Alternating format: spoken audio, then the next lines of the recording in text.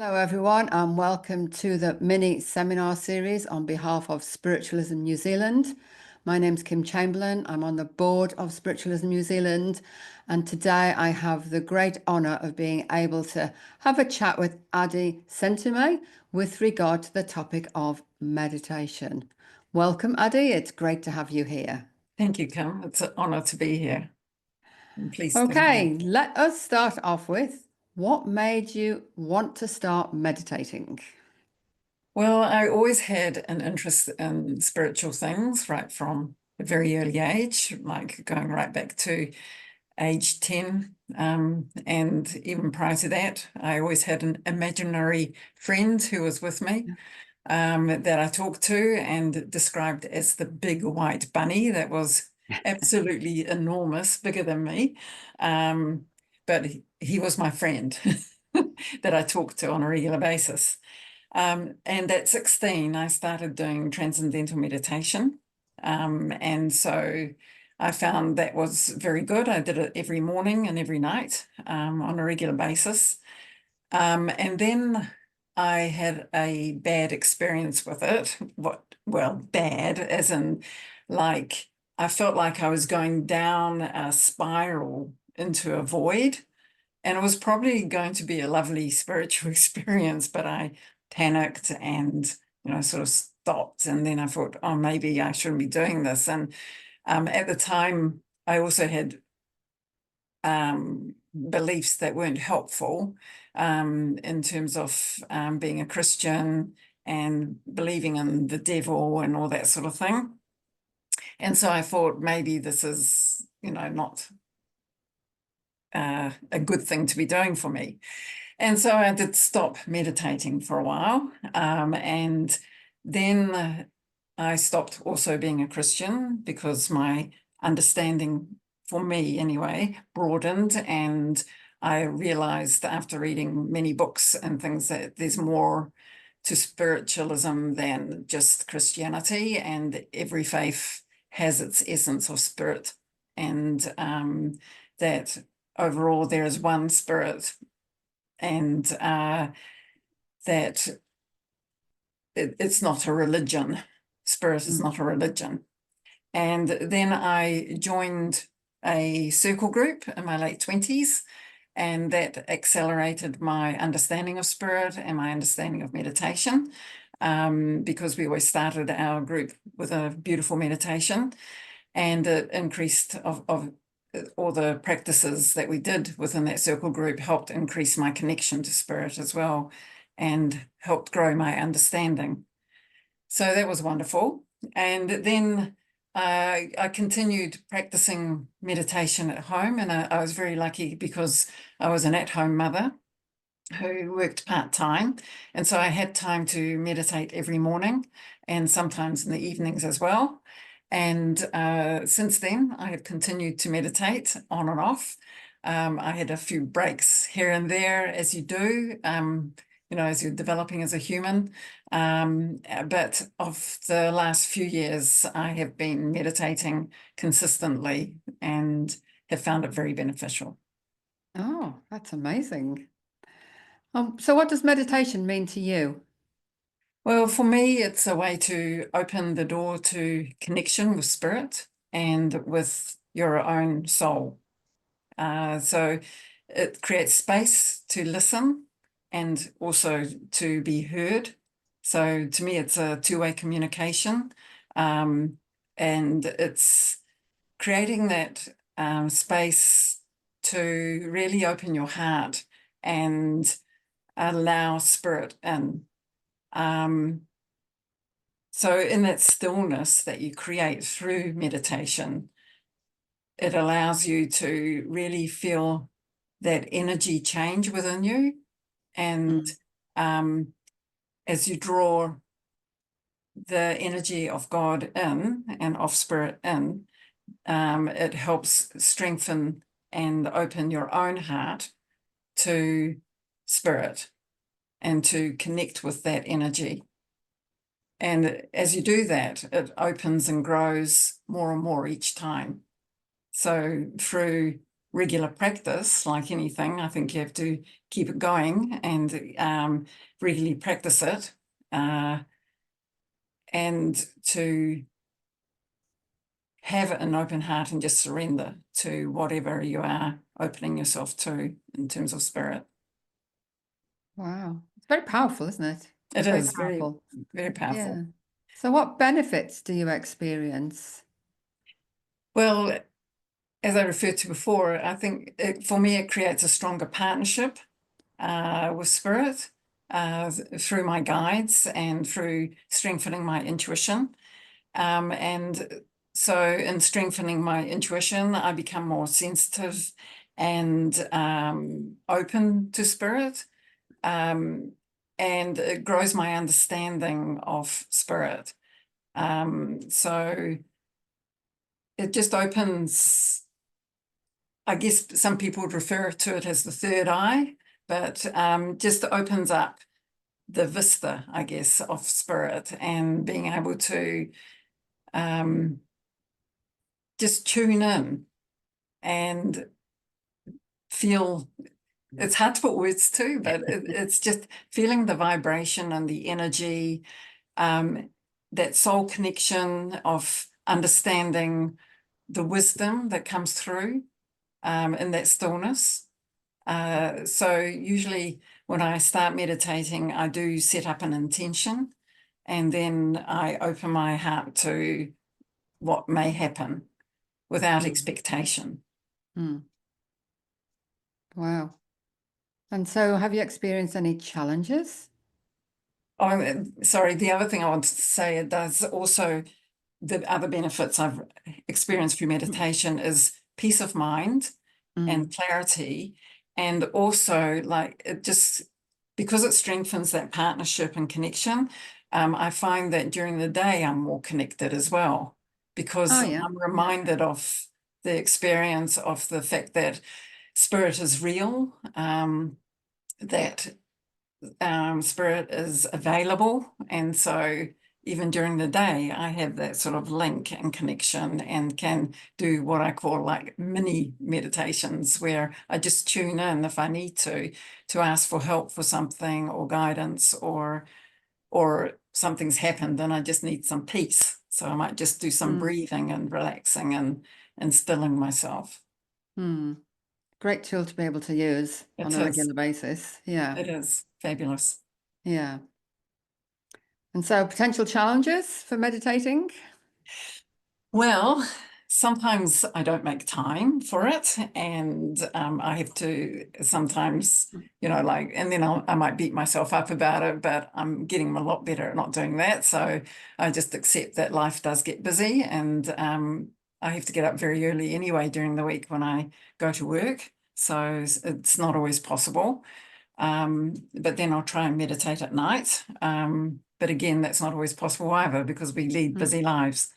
But I think that doesn't matter, because the important thing is to have that sort of connection throughout the day, and that's really what matters. It doesn't matter if you haven't meditated so much as if you still retain that sort of sense of stillness and peace within yourself throughout your day, then that's what matters, because that's what retains that sort of openness to receive.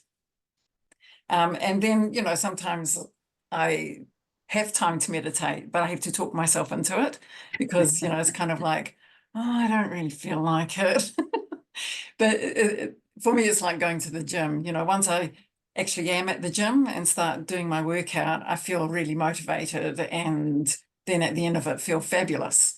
And it's the same with meditation. Once I start doing that inward breathing and focus, then things start opening up, and again, you just sort of, I feel really good, and I feel really blessed and peaceful. So Yeah. it is wonderful. It's And absolutely then the worthwhile. sorry? No, it's worthwhile putting the effort in. Absolutely. Absolutely. Yeah. But then the other thing is that the other challenge is that sometimes I might meditate, and it doesn't happen very often, but sometimes I'd meditate and it would feel quite flat and ordinary, as if, oh, nothing much happened, or, Mm. and I think that that's okay too, but it's important not to always expect something marvelous to happen, or that sometimes it will fluctuate a bit like our biorhythms, as to the quality of our meditation. And True, yeah, true. So has your meditation practice changed over the years? yes, it has, because with meditation, I have exposed myself to a lot of education and learning through listening to YouTubes, through doing guided meditations, through the organizations that I've belonged to, and reading as well. So it's helped open up my understanding of meditation and what you can do and the variations of meditation. So for me, it's varied from I just tune in to what is right for me at the time of what I want to do. So I tune into spirit, and sometimes it might be that I just want to sit quietly and focus on my breathing and just allow space for whatever might come in. Sometimes I might use my cards and just pick a card and then meditate on that card and what the card means to me. And then sometimes it might be that I need to rebalance myself. So I'll rebalance my chakras and do a meditation on that. And other times it might be that I do automatic writing. So I'll tune in and I'm asking for an answer to a question I might have. And then I just start writing and allow spirit to work through me like that. And I'll channel some writing. So yeah. Wow. Wow. It's very, very wide ranging the way that you use meditation. Yes, and I forgot the third one. The other one is about because I'm so used to doing guided meditations, I'll self-guide myself. Oh, how do you do So, that?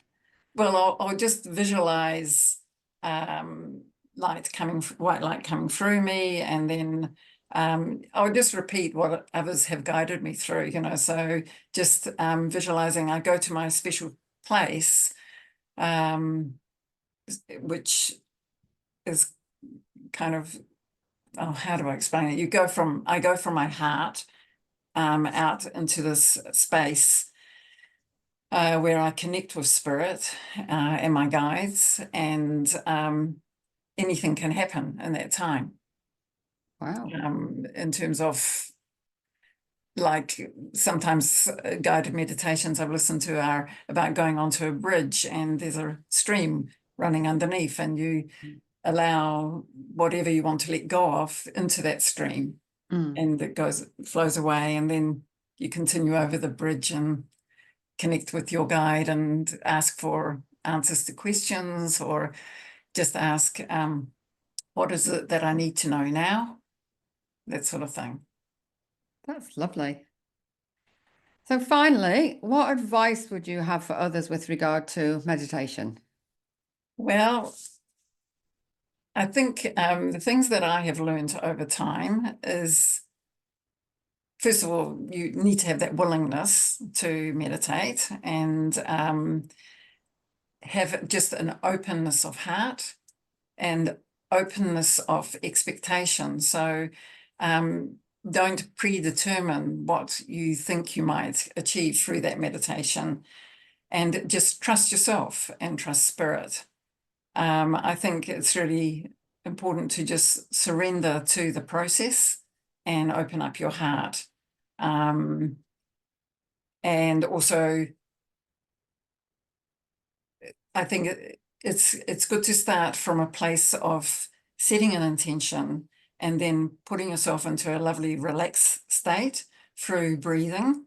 And I breathe in white light and into my heart, and then I release any energies that no longer serve me, and send them back to where they belong.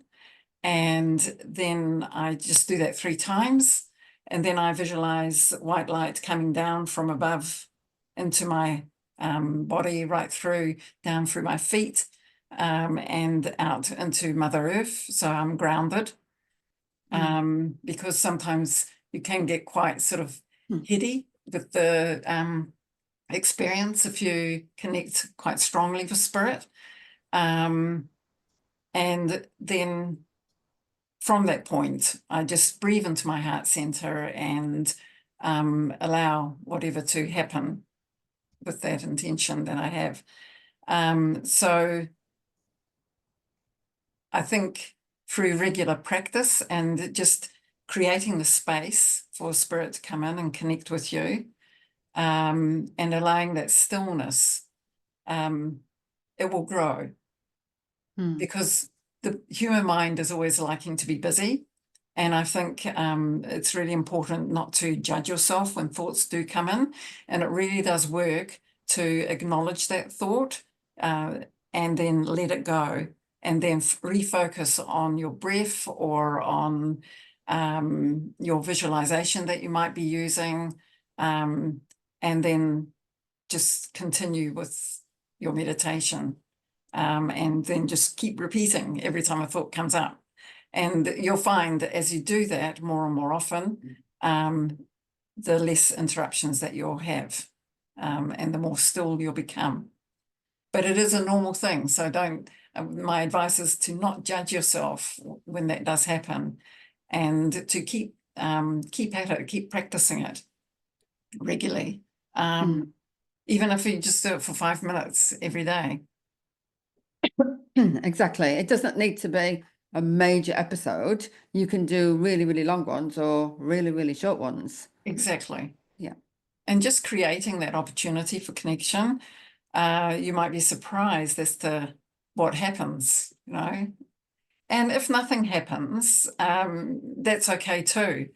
But you will find that because you've created that space for being still, you will feel calmer and better and more peaceful. There's always a benefit. Yes, Yeah. absolutely. Yeah. Oh, look, thank you, Addie. That's fascinating. And It's fascinating. Yeah.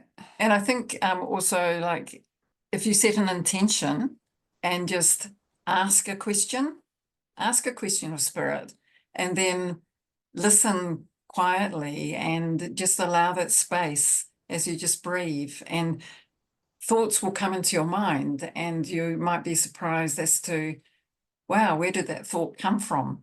Or, oh, those thoughts really gel and they seem to really answer my question. And that will create more confidence in yourself as well, to be able to, continue on that journey of meditation, because you realize, hey, this is something real. It's not just something I'm making up in myself. Yeah. Takes a while, and then you reach a point where you absolutely know. You Yes. absolutely know you've got that really strong connection. Yeah. Yeah. It's lovely. And Yeah. it can open the door to all sorts of things, too. And I just find that my life is more complete with meditating, and having that connection and working in partnership with spirit really helps me to be able to make better decisions in my life. I find little synchronicities occur when I'm trying to work things out. And if I ask for help for something, then I just find that the right things happen to put things back into place.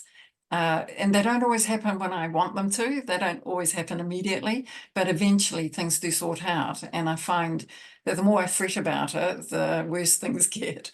But the more I let go, the better Yes. things get and the easier things get. Yeah. Yeah. I think letting go is a big one, isn't it?